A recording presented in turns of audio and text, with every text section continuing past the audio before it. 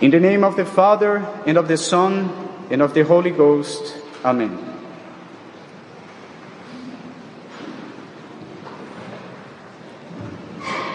Dear brethren, some Sundays ago, I spoke to you about the fourth commandment of the law of God. Honor thy father and thy mother. We saw that this commandment implies the sacred duties of the children towards their parents.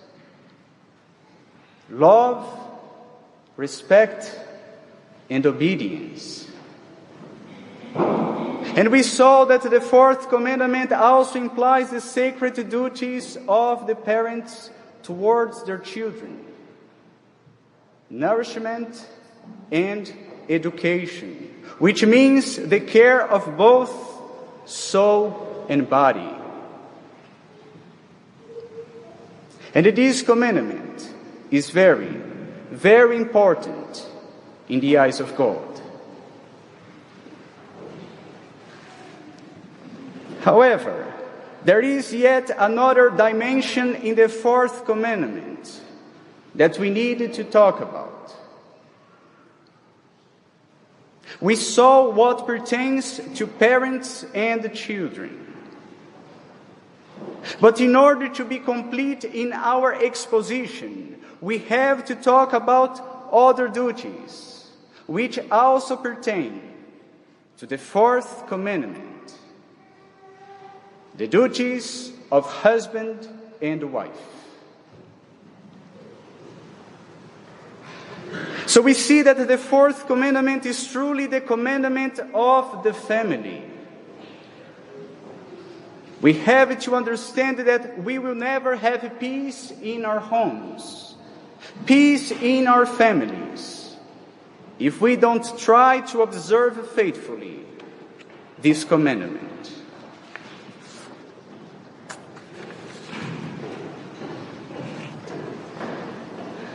We can easily observe that between husband and wife, there is no equality, but complementarity. Husband and wife are different physiologically, emotionally, and also in the roles they have inside the family. To the husband belongs the honor and the responsibility to be the head of the family.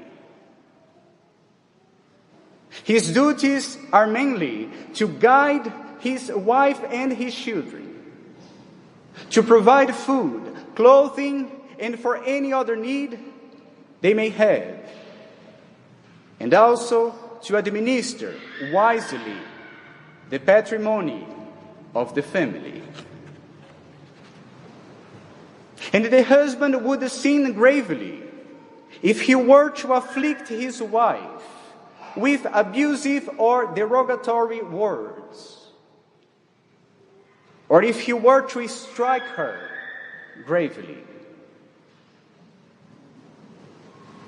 He would also sin gravely if he were to neglect the governance of the house or refuse to support his wife.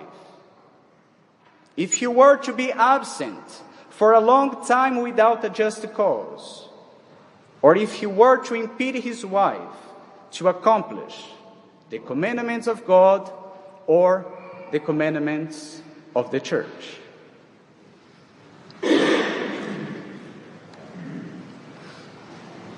This is for the husband. The wife, on her side, should obey her husband in those matters pertaining to the governance of the house and good morals. She should also pay careful attention to the home and to the education of the children. But here it is important to point out that the wife is not a servant, but a companion. She has also her authority, but under the authority of her husband.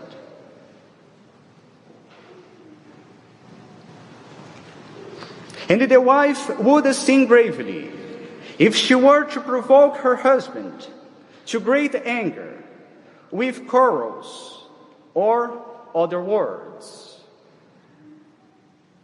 If she were to spend a large sum of money of the common fund against the will of her husband.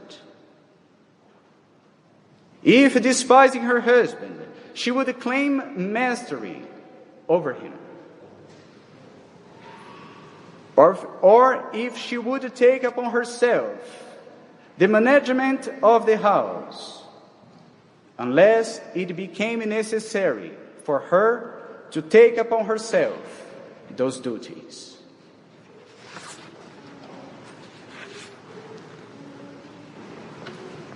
St. Paul the Apostle says, "Husbands, love your wives.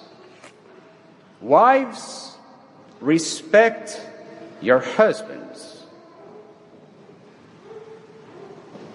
So we learn that the main virtue of a husband toward his wife should be love. And the main virtue of a wife toward her husband should be respect. Even though the husband also has to respect his wife. And the wife has to love her husband, of course. So the spouses should love and respect each other. And they should also have a life in common. And be attentive to the needs of each other. Especially in regards to what we call the marital right, which should not be denied unless there is a just cause. And let me remind you that this very delicate domain of the marital right must be subordinated to the law of God, to the way God intended things to be.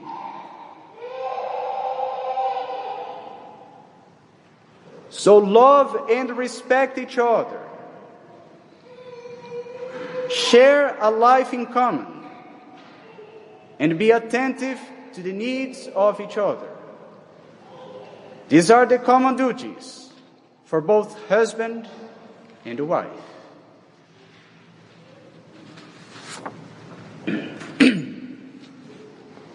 My brethren, I bring these things to you so you may make an examination of conscience and see if things in your marriage are in the right order. Because it is important for us to stop sometimes and ask ourselves if we are being faithful to our vocation.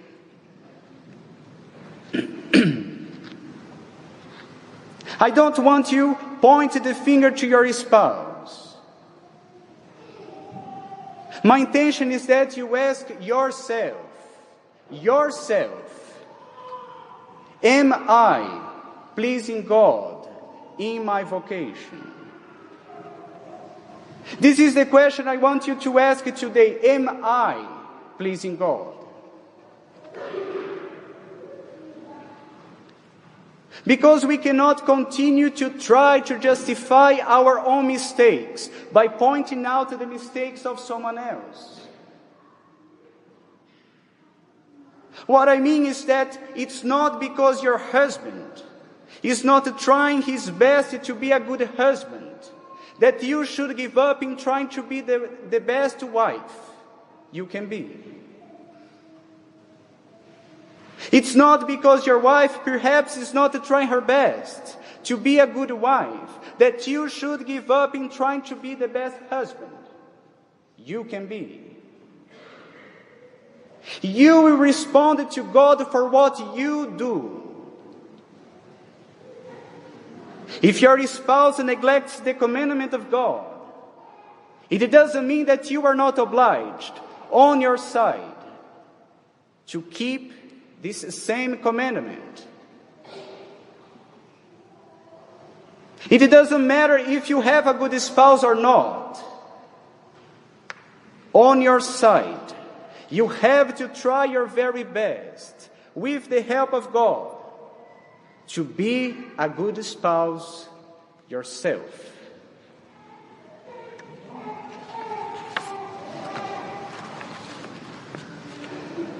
And we can see this very profound lesson about Christian marriage in the life of Saint Rita of Cascia, whose memory the Church celebrates today. Following the wish of her parents, the young Rita married a young man called Ferdinando. The early biographers say that he was a very proud man, abusive in his words, and negligent in his religious duties. Yet, Santa Rita tried, day by day, to be the best wife she could be. Was it easy for her? Of course not. But with the grace of God, she did it. With a lot of prayer, patience, and humility. Prayer, patience, and humility. Whenever he became angry, Rita tried to sweeten his temper, sometimes by silence, or sometimes she waited until his anger was over, and then she tried to talk to him. And by her perseverance in being a good wife, in spite of all that she had to suffer, her husband began to change. That's the power of prayer. That's the power of holiness. He finally opened his eyes and realized how bad he was treating his wife, and how much this disrespect towards her offended God himself.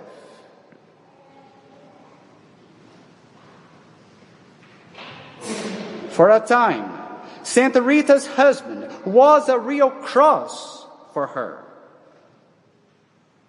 But even though he was not the best husband he could be, she always tried to be the best wife she could be, because she knew that in this way she was pleasing God.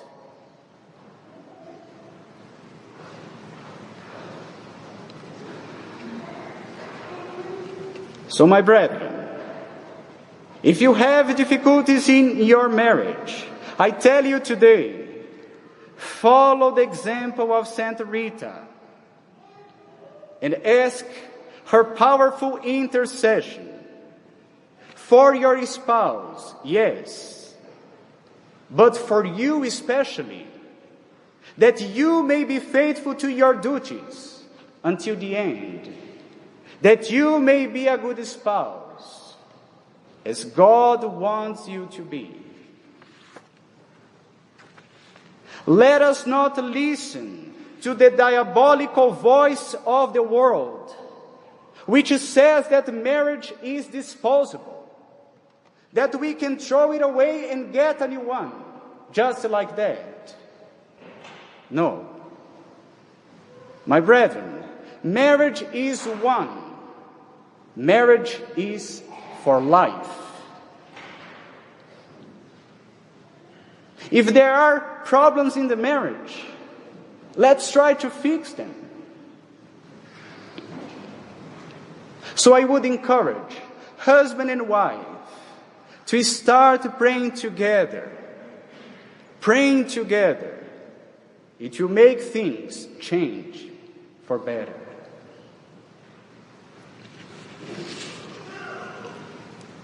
So, dear husbands and wives, just to try to start again with more love and respect for each other. Not pointing the finger, but trying to be more faithful yourself to your own vocation. Your vocation is your path to heaven. So if you are married, God expects you to be holy inside your marriage. He expects you to be a holy husband, a holy wife. Remember, your vocation is your path to heaven. St. Rita of Cassia, model for Christian spouses, pray for us. Amen.